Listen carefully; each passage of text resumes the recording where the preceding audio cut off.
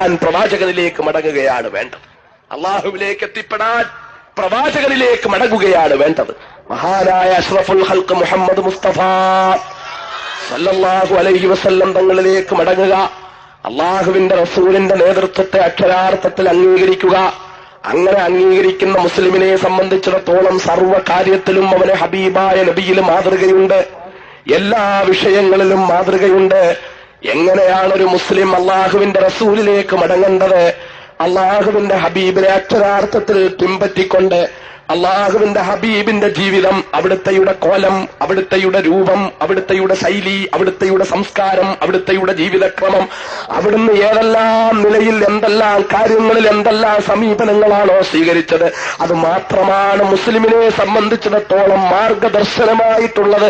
അത് മാത്രമാണ് എന്ന പൂർണ്ണമായ ബോധ്യത്തോടുകൂടി പ്രവാചകനിലേക്ക് മടങ്ങുക, അള്ളാന്റെ റസൂലിനെ ഹൃദയത്തിൽ പ്രതിഷ്ഠിക്കുക. ഹൃദയത്തിൽ ഇപ്പോൾ പ്രതിഷ്ഠിച്ചിരിക്കുന്ന തമ്പുരാക്കന്മാർ ണ്ടല്ലോ മക്കളെ, പല തമ്പ്രാക്കന്മാരെയും മനസ്സിൽ പ്രതിഷ്ഠിച്ചിട്ടുണ്ട്, പല തമ്പ്രാക്കന്മാരെയും ഹൃദയത്തിന്റെ മൂലകളിൽ നാം വെച്ചിട്ടുണ്ട്. ആ തമ്പ്രാക്കന്മാരെ ഒക്കെ ഹൃദയത്തിൽ നിന്ന് എടുത്തു കളയുക മക്കളെ, അതാണ് വേണ്ടത്. യഥാർത്ഥ മുസ്ലിമാവുക. നിന്റെ നേതാവാരാണ്? ഒരൊറ്റ ചോദ്യം, ഒരൊറ്റ മറുപടി. നേതാവാരാണ് മുസ്ലിമിനെ സംബന്ധിച്ച്? MS നേതാവാണോ? നായനാര് നേതാവാണോ? അച്യുതാനന്ദൻ നേതാവാണോ? ആന്റണി നേതാവാണോ? കരുണാകരൻ നേതാവാണോ? ശ്രീനിവാസൻ നേതാവാണോ? വാസുദേവൻ നായർ നേതാവാണോ? ശിഹാബ് തങ്ങൾ നേതാവാണോ? സേട്ടു സാഹിബ് നേതാവാണോ? ആരാണ് മക്കളെ നേതാവ്? മൗദനി നേതാവാണോ? ആർക്കെങ്കിലും നേതാവാകാനുള്ള യോഗ്യതയുണ്ടോ? ഒരു മുസ്ലിമിന് ഒറ്റ നേതാവേ ഉള്ളൂ. പ്രിയപ്പെട്ട മക്കളെ, നമ്മുടെ ഹൃദയത്തിൽ നാം വളരെ വ്യക്തമായി ഉറപ്പിക്കേണ്ട തീരുമാനമാണത്. അബ്ദുൽ നാസർ മൗദനിയുടെ നേതാവാകാൻ, എന്റെ മുന്നിലിരിക്കുന്ന ആയിരങ്ങളുടെ നേതാവാകാൻ, കേരള സംസ്ഥാനത്തെ ലക്ഷക്കണക്കിന് മുസ്ലിങ്ങളുടെ നേതാവാകാൻ, ഇന്ത്യ രാജ്യത്തെ കോടിക്കണക്കിന് മുസ്ലിങ്ങളുടെ നേതാവാകാൻ, ലോകത്തെ കോടാനുകോടി മുസ്ലിങ്ങളുടെ നേതാവാകാൻ യോഗ്യതയുള്ള ഒരൊറ്റ ഒരാളാണ് മക്കളെ. മാർക്സ് അല്ല, ലെനിനല്ല, കാർലിനല്ല, മാവോ അല്ല, ഡെങ്സാവോ പിങ്ങല്ല, ഗാന്ധി അല്ല, നെഹ്റു അല്ല, വല്ലഭായ് പട്ടേലല്ല, സുഭാഷ് ചന്ദ്രബോസ് അല്ല. ആരാണ് മക്കളെ ആ നേതാവ്?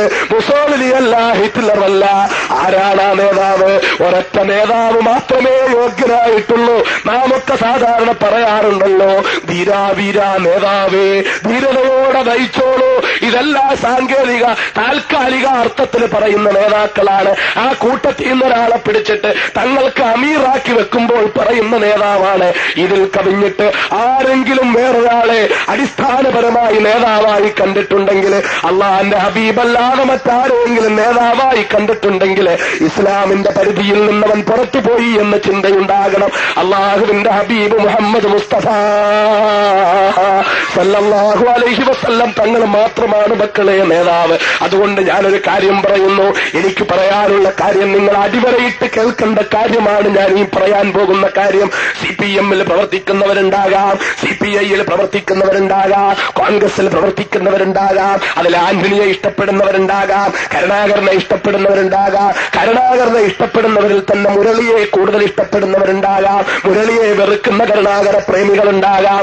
ഇവരൊക്കെ ഉണ്ടാകാം. മുസ്ലിം ലീഗുകാരനുണ്ടാകാം, ശിഹാബ് തങ്ങളെ ഇഷ്ടപ്പെടുന്നവരുണ്ടാകാം, കുഞ്ഞാലിക്കുട്ടിയെ ഇഷ്ടപ്പെടുന്നവരുണ്ടാകാം, സേട്ടു സാഹിബിനെ ഇഷ്ടപ്പെടുന്നവരുണ്ടാകാം, അബ്ദുൽ നാസർ മൗദനിയെ ഇഷ്ടപ്പെടുന്ന PDP-കാരനുണ്ടാകാം. പക്ഷേ ഇതെല്ലാം എനിക്ക് പറയാനുള്ളത് മക്കളെ, ഞാൻ ഈ പേര് പറഞ്ഞ ഒരൊറ്റ വ്യക്തികൾക്കും മുസ്ലിം സമുദായത്തിന്റെ, മുസ്ലിം ഉമ്മത്തിന്റെ, ആത്യന്തികമായ മുസ്ലിം ഉമ്മത്തിന്റെ നേതാവാണ് ഇവരാരെങ്കിലും എന്ന് കരുതിയിട്ടുണ്ടെങ്കിൽ, ഏത് നിലയിൽ രാഷ്ട്രീയമായിട്ടാകട്ടെ അല്ലാതെയാകട്ടെ, മുസ്ലിമിന് രാഷ്ട്രീയവും മതവും രണ്ടും രണ്ടല്ല.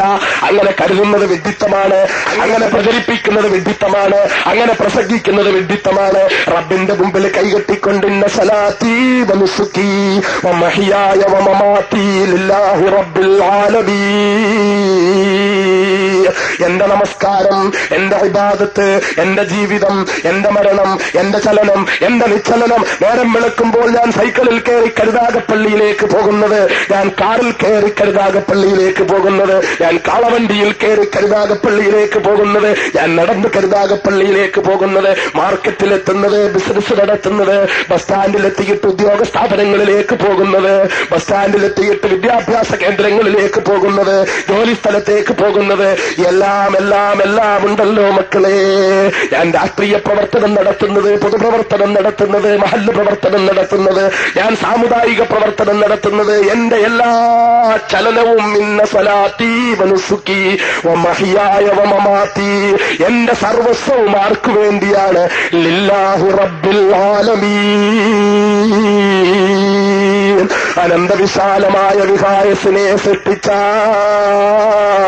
ആ വിഹായസിൽ മിന്നിത്തിളങ്ങുന്ന അനന്തകോടി നക്ഷത്രങ്ങളെ സൃഷ്ടിച്ച, പച്ചപ്പെട്ടുപോലെയുള്ള പ്രവിശാലമായ ഭൂമിയെ സൃഷ്ടിച്ച, ഭൂമിയിൽ അങ്ങുങ്ങായി ആകാശം മുട്ടുയർന്നു നിന്നുകൊണ്ട് അമ്പിളിയമ്മാമനോട് തൊട്ടുരുമ്മി നിന്നുകൊണ്ട് മുത്തം കൊടുത്തുകൊണ്ട് അടക്കം പറയുന്ന പർവ്വതങ്ങളെ സൃഷ്ടിച്ച, ആ പർവ്വതങ്ങളുടെ അടിവാരത്തുകൂടി കളകളാരവം മുഴക്കിക്കൊണ്ടൊഴുകുന്ന കൊച്ചു കൊച്ചരുവികളെ സൃഷ്ടിച്ച, ആ അരുവികൾ ചെന്ന് പതിക്കുന്ന അലറി വിളിക്കുന്ന സമുദ്രത്തെ സൃഷ്ടിച്ച, ആ സമുദ്രത്തിന്റെ അടിത്തട്ടിലൂടെ ഉളിയിട്ട് നീങ്ങുന്ന മത്സ്യങ്ങളെ സൃഷ്ടിച്ച, പ്രപഞ്ചത്തെ ഹരിതാഭമാക്കിയ കൊടുങ്കാടുകളെ സൃഷ്ടിച്ച, ആ കാടുകളിലെ ഗർജിക്കുന്ന സിംഹങ്ങളെ, ചിഹ്നം വിളിക്കുന്ന കാട്ടാനകളെ, അലറി വിളിക്കുന്ന ചെമ്പുലികളെ, അവയുടെ കാലിന്റെ കീഴിൽ ചവിട്ടി ഭരിക്കപ്പെടുന്ന കോടാനുകോടി ചെറിയ ചെറിയ ജീവികളെ എല്ലാറ്റിനെയും സൃഷ്ടിച്ച, സർവ്വതിനെയും സൃഷ്ടിച്ച, സർവ്വതിനെയും പരിപാലിക്കുന്ന, സർവ്വതിനെയും സംരക്ഷിക്കുന്ന, ഉദ്ദേശിക്കുമ്പോൾ സർവ്വതിനെയും സംഹരിക്കുന്ന സർവേശ്വരനും സർവജ്ഞനും സർവ്വലോക സംരക്ഷകനും സർവാധിപതിയും സർവ്വലോക സൃഷ്ടിസ്ഥിതി സംഹാരകർത്താവും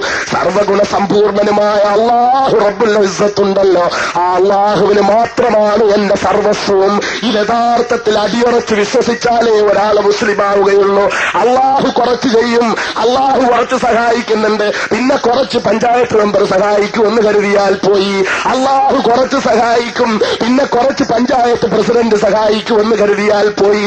അല്ലാഹു കുറച്ച് സഹായിക്കും, പിന്നെ കുറച്ച് സഹായിക്കുന്നത് MLA ആണെന്ന് കരുതിയാൽ പോയി. അല്ലാഹു കുറച്ച് സഹായിക്കും, ബാക്കി മന്ത്രിയുടെ കയ്യിലാണെന്ന് വിചാരിച്ചാൽ പോയി. ലാ ഹൗല വലാ ഖുവത ഇല്ലാ ബില്ലാഹ്. ഇത് വിശ്വസിക്കുന്നവരാണ് മുസ്ലിം. യാതൊരു കാര്യങ്ങളും അള്ളാഹുവിന്റെ തീരുമാനപ്രകാരമല്ലാതെ നടക്കുന്നില്ല. അള്ളാഹുവിന്റെ തീരുമാനപ്രകാരമല്ലാതെ ഒരു ചെറിയ വസ്തു പോലും ചലിക്കുന്നില്ല. ഞാനിവിടെ ഇരുന്ന് സംസാരിക്കുമ്പോൾ എന്റെ മുന്നിൽ കിടക്കുന്ന ഒരു മണൽത്തരി 1 ഇഞ്ച് മുന്നോട്ട് നീങ്ങണോ, റബ്ബിന്റെ കോടതിയിൽ തീരുമാനമെടുത്താലല്ലാതെ നീങ്ങുകയില്ല. എന്റെ പ്രിയപ്പെട്ട സഹോദരന്മാരെ, അബ്ദുൽ നാസർ മഅ്ദനി പ്രസംഗിക്കുമ്പോൾ മഅ്ദനിയുടെ ഇടത് കൈ മുന്നോട്ട് ചലിക്കുന്നു, ചലിപ്പിക്കുന്നത് റബ്ബാണ്. വലത് കൈ ചലിക്കുന്നു, ചലിപ്പിക്കുന്നത് റബ്ബാണ്. മഅ്ദനിയുടെ ഇടത് കാല് ചലിക്കുന്നു, ചലിപ്പിക്കുന്നത് റബ്ബാണ്. മഅ്ദനിക്ക് വലത് കാല് ചലിപ്പിക്കണ്ട എന്ന് തീരുമാനിച്ചതാരാ? അതും